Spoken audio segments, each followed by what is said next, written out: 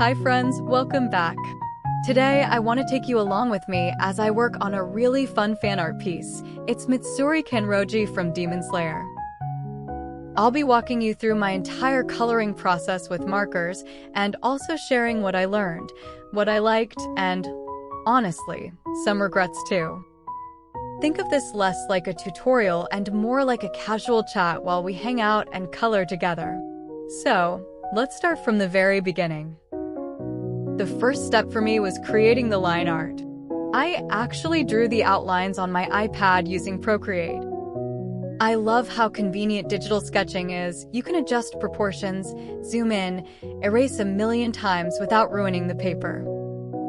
At one point, I even tried coloring her digitally, but then I thought, why not try a paper version as well? So I printed out my line art onto watercolor paper. The paper I used was Arches hot pressed, 300 grams. It has that smooth surface that really works well with markers, letting the colors glide and blend nicely. Now, for coloring, I used something a little different, a paper mixing palette. If you haven't tried one of these before, it's basically a disposable watercolor palette made of paper. What I do is scribble some marker colors onto it, then pick them up with another marker or a blender. This way, when you apply the color on the paper, you can get really smooth gradients and natural transitions. It's one of those little tricks that makes a big difference, and I totally recommend everyone who uses markers to give it a try. As for Mitsuri herself, this was actually my very first time drawing fan art of this kind. And I have to say, the part that brought me the most joy was coloring her hair. You know her signature look, the pink and green braids? They kind of remind me of those cute Japanese festival treats, like dango or mochi with 3 colors. It just feels playful and sweet. I loved working on that section. But here's where the honesty comes in. When I look back at the finished piece, I realize I wasn't entirely happy with how I handled the colors. The big issue was that everything looked too even, too flat. There wasn't enough contrast, no sense of rhythm or depth. It felt like all the colors just melted together into one layer, instead of standing out and creating that nice layered effect. For example, when I worked on her outfit, I tried to draw out all the folds and textures.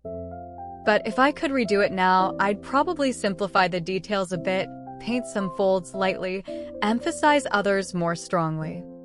That way, you get a better sense of hierarchy, a stronger feeling of movement. Back then, I was just trying to capture everything, and the result ended up kind of busy. Her skin was easier. I just aimed for an even base tone. Nothing fancy, just smooth blending. For her eyes, though, I wanted to capture a little bit of that translucent sparkle, so I kept the colors light and didn't layer too heavily.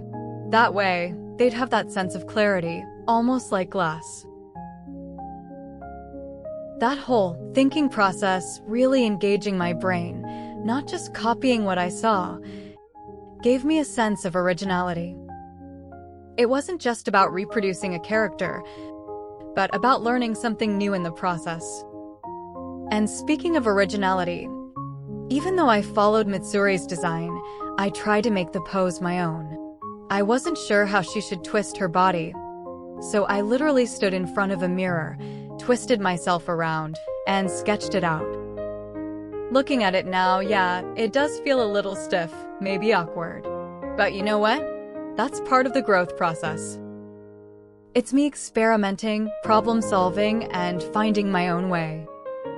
So, what do I take away from this whole piece?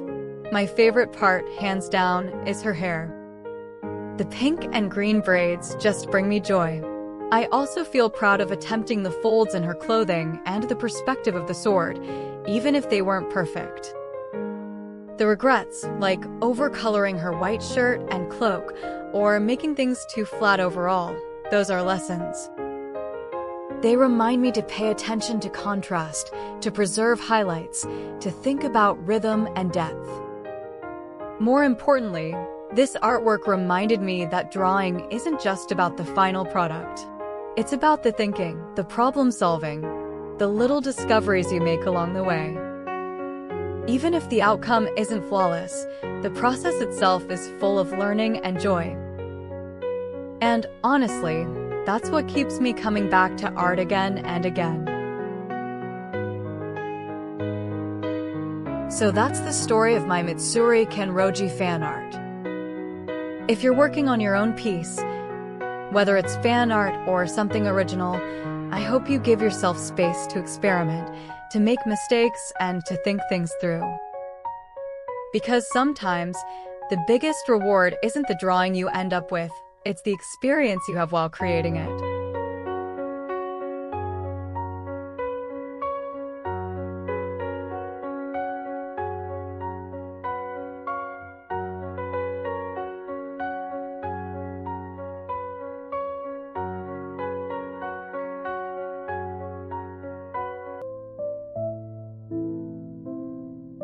Another part that really challenged me was her sword. I didn't want to just guess at it, so I looked up references, especially for the hilt and the perspective. I spent quite a bit of time studying how the handle should be angled, how it connects with the blade.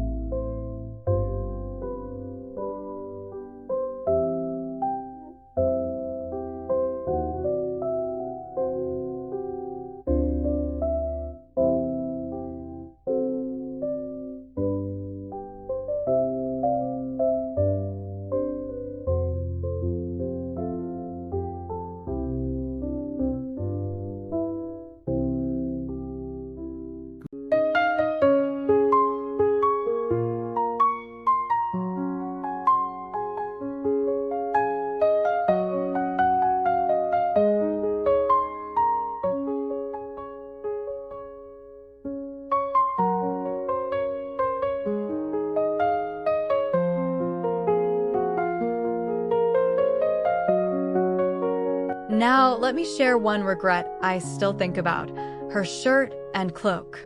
In the original design, those areas are basically white.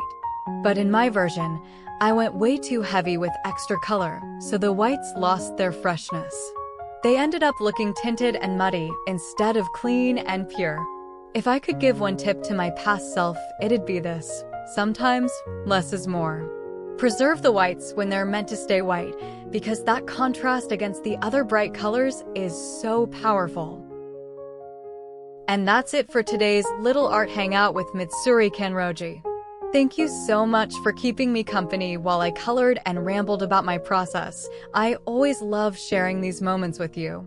If you enjoyed this, let me know, and maybe I'll take you along for the next drawing too. I'm always experimenting, always learning, and it's so much more fun when I can share that journey. All right, I'll wrap it up here. Take care, stay creative, and I'll see you next time. Bye for now.